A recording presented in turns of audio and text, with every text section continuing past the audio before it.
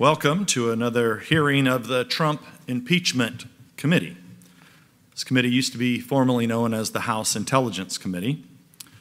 I'll begin by noting there's no reason for this hearing to be held in public except to stir up media interest in the Democrats' latest publicity stunt, their attack on the leadership of the Department of Homeland Security. The only reason Mr. Maher is here and subpoenaed here today is leverage. It's meant to force DHS to rush through top secret security clearances without the appropriate background checks. In fact, there was no reason for the Democrats to make this whistleblower complaint public at all. But of course, handling whistleblower complaints with discretion, as this committee had always done before this Congress, is not helpful for publicity stunts. So here we go again. Let's recall the Democrats on this committee were at the forefront of the Russian collusion hoax. For years, they falsely claimed they'd found secret evidence of Trump's conspiracy with Russia. They issued memos defending the FISA warrant to spy on Trump associates, and they even tried to get nude pictures of Trump from Russian pranksters. They also touted the credibility of the Steele dossier that they had paid for themselves, the Democratic National Committee and the Clinton campaign. They even read the Steele dossier into this committee's congressional record during hearings in the past. After a 2-year investigation, however, Special Counsel Mueller failed to find the secret collusion evidence the Democrats claimed to secretly possess. And since then, we've learned that the Steele dossier the Democrats championed was a mix of fake stories, rumors, barroom gossip, and jokes collected by a suspected Russian spy at the behest of the Democratic National Committee and the Hillary Clinton campaign. Furthermore, the Department of Justice Inspector General found the FISA warrant application that the Democrats defended for years was riddled with mistakes, omissions, even withheld exculpatory evidence, and relied on a doctored email hiding a Trump associate's past cooperation with the U.S. intelligence agency. The Democrats have not called a single hearing to investigate any of these issues, even though this committee is supposedly dedicated to overseeing the intelligence community and investigating abuses. They've held a hearing on global warming, but don't care about documented corruption of the FISA process or suspected Russian agents compiling political dirt for the Democratic Party. After Mueller testified to this committee and again failed to expose the mythical collusion conspiracy, the Democrats suddenly switched tracks and impeached President Trump based on an anonymous whistleblower complaint from a bureaucrat who we later learned had coordinated his attack with the Democratic staff of, you guessed it, this very committee. Despite the Democrats insisting they had never had any contact with this whistleblower. Although the Democrats brought our oversight work to a halt for months and completely transformed this committee into an impeachment committee, even holding ridiculous secret depositions that were leaked nightly to their media stooges, followed by public show trials with the witnesses they found most useful. The impeachment of the House was such a transparent fraud that not a single Republican voted for it. After the collapse of the Russian collusion hoax and the failure to oust President Trump via impeachment, the Democrats suddenly ginned up a new investigation, issued their usual slew of press releases, and have now forced us into an open hearing. And it's certainly amusing that although this complaint is supposed to be handled by the Inspector General first, the Democrats have dispensed with the IG as an unnecessary middleman. Probably because the IG investigations take time and the Democrats are operating on an election deadline. This all has a familiar ring to it. Almost all the Democrats are following a playbook. I would note that usually you don't follow a playbook from a game that you've lost multiple times. But once again, they are pushing into the limelight a complaint by a whistleblower. Small world. It may seem that the whistleblower has some credibility problems. After all, the whistleblower sent an email directly contradicting his allegations. Furthermore, the Democrats themselves called him a liar just a few weeks before he filed his complaint. Even threatened to criminally refer the whistleblower. But now, suddenly, he's their star witness. Nevertheless, I doubt my Democratic colleagues will breeze right past these contradictions and that the media mouthpieces won't draw any attention to these awkward problems, just like they'll ignore the testimony of multiple career officials delivered during the interviews that we've scheduled and conducted over the last few months, which directly contradicts their new whistleblower's claims. So here we go again, indulging the Democrats' dream that they'll find the holy grail of scandals that finally gets rid of Trump without beating him in the election. Of course, foreign threats and intelligence challenges don't grind to a halt while they pursue these sick fantasies. And this one is clearly sick. We've had violence all over this country, and it involves a bizarre sympathy for Antifa. They've been burning down many of our country's major cities. I know some view Antifa as an idea. Thankfully, the Trump administration does not. Yield back. Welcome, Mr. Maher. How are you doing today? Thank you, sir. I don't know what you're doing here, to be honest with you. You've been on the job a couple months, month and a half? Yes, sir, a little less than 2 months. So this committee, as I said in my opening statement, we've had unfortunately, the last couple of years, we've brought many people like yourself before this committee. We've ruined a lot of people's lives, and I'm going to try to make sure that doesn't happen to you here today. You have no business being here. You don't know any of these facts and these supposed allegations.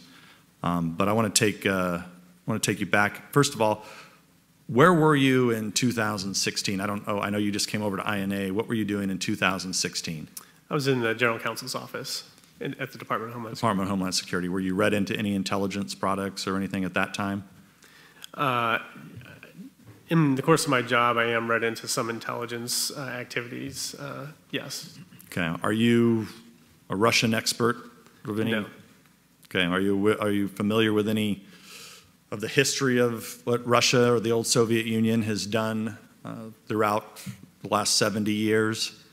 I wouldn't describe myself as an expert in that area, no. Okay. I didn't think so. But you are aware of generally press reports, and you follow the news, I'm assuming, the last four years. To some extent, yes. Did you read, and this is not a trick question, and I know it's really boring, but did you read our committee's report on Russian active measures by any chance? I have not, no. Okay. It's great reading. You should maybe read it at some point. But in that report, we found for many decades, we kept intelligence very, very quiet. It was classified. But what we put in that report essentially is that we knew that the Russians, and before that, the Soviet Union, were always actively involved in election interference. In fact, during the Obama administration, the Russians did a whole bunch of election interference in other countries. And then, of course, they were doing what they usually do to this country. It was nothing new. We always knew about it. That intelligence was shared with this committee. But in early 2016, the Republicans on this committee had become so concerned about the inaction by the Obama administration on Russia. It became so peculiar and odd that Russia was essentially doing whatever they wanted. They'd march into Ukraine, take Crimea, they'd be involved in Syria, they'd be involved in Libya, all over the globe, and consistently the Obama administration didn't do a damn thing about it. This committee made very clear statements, at least the Republicans did, that the largest intelligence failure since 9/11/2001 was our intelligence agency's inability to understand Putin's plans and intentions. That was the Republicans in 2016.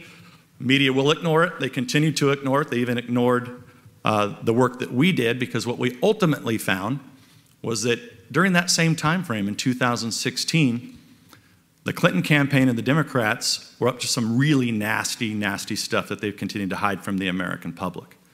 They developed and paid for a series of dossiers. They hired a former British agency through cutouts, no less. Those cutouts, they went through a law firm. They laundered money to a company that then hired this former British spy, who then went and actually claimed he was working with a Russian, but it actually ended up being a Russian that was only a few miles from here, had previously worked for the Brookings Institute, and now we find out in just recent days, he was suspected as being a Russian spy at one time. So they put together these dossiers that are, I don't know, they're called the Steele dossiers. Have you heard of the Steele dossiers? Yes. Okay. So did you read those Steele dossiers when they came out, when all those were published in early 17? I think I've read accounts of them, but I haven't read them specifically. They were fairly salacious, weren't they? Yes. Yeah. I mean, you've been a career official for how many years now? 17. 17 years, DHS, public servant. Yes. Not a political appointee. Correct. Were you surprised that the FBI and Department of Justice would use these dossiers that were salacious and unverified, not my words, the words of the former FBI director, that they use them to get a FISA warrant? That's an area that I'm not an expert in, and I don't have the particular details of it, so I defer to the committee and what it's found. But the dossiers, you do know, were paid for by the Democratic National Committee and the Clinton campaign. That's what I've read. So, here we are now 4 years later, where you have the Democrats continuing to try to cover up and blame Russia for something that we knew that Russia had been doing for the last 70 years. But they decided to make it public. But you know who really interfered in the election?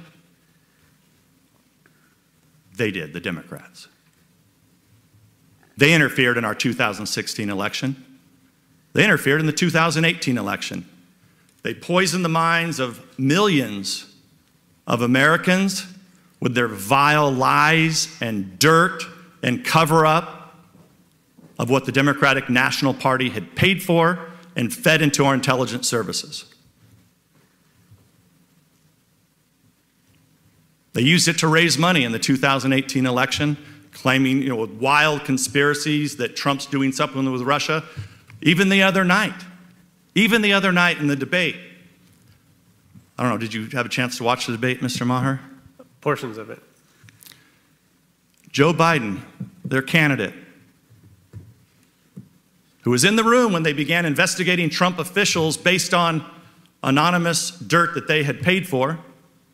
General Flynn, three-star general, former head of the Defense Intelligence Agency, paid for dirt on him, fed it into the FBI, got FISA warrants on Trump campaign officials.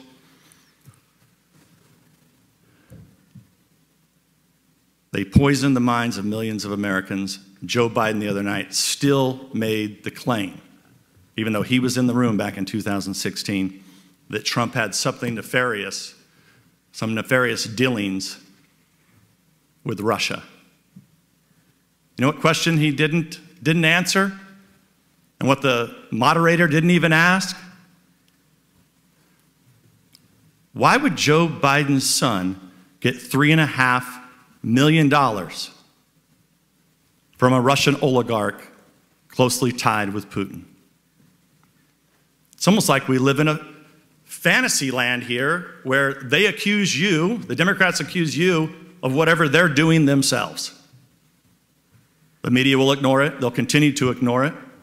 I have no idea how you would have the son of the vice president receiving millions of dollars, not just from people with ties to Putin, Kazakhstan, Ukraine, even China. FBI didn't seem interested in investigating any of that. They took the Democrats' dirt and the Clinton dirt, and they opened up an investigation into the Trump campaign and the Republican Party, their adversaries. This committee has met with countless countries, all of us on this dais, intelligence services all over the world, allies, adversaries, people in the middle. We're always concerned about whether or not there's any election interference, especially by the country's intelligence services and intelligence agencies. I've sat in so many meetings with senior intelligence officials around the world, and it's one of the first things you always talk about. I hope that you're speaking truth to power, that you're not getting involved in elections, that you're trying just to gather intelligence and protect your own country, and hopefully we can work with you. Yet here we are, shiny city on a hill, and the Democratic Party corrupted our intelligence services.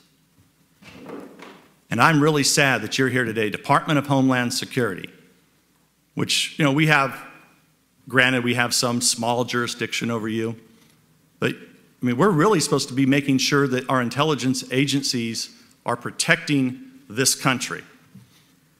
And look, I don't have all the details yet. I mean, we've been doing lots of transcribed interviews from your employees and officials that work for you, but I know this much. Cities are burning all over this damn country. And Antifa is not an idea. And I expect the Department of Homeland Security to do what they can to protect our federal property, statues in this city just a mile from here, torn down, all over the country, torn down. Even of African-American leaders were torn down. Doesn't the Department of Homeland Security, Mr. Maher, I mean, this is a simple question, but I'm going to state the obvious here. Don't you have a responsibility to protect federal property? Yes, we do. Under Title 40, we have a specific statutory responsibility to do that. So you were doing that. You were providing intelligence in Portland, Seattle. You're feeding these reports, I know, that go out around the country, correct? Correct, yes. We've even seen some foreign involvement in these protests around the country. It's pretty alarming. Antifa is not an idea, Mr. Maher. It's a radical group, and there's a lot of groups like them. And I have no idea why the Democrats would be protecting Antifa. This is a bizarre, strange events that we're witnessing right here. And hopefully someone in the media will cover this, but I doubt it. Yield back.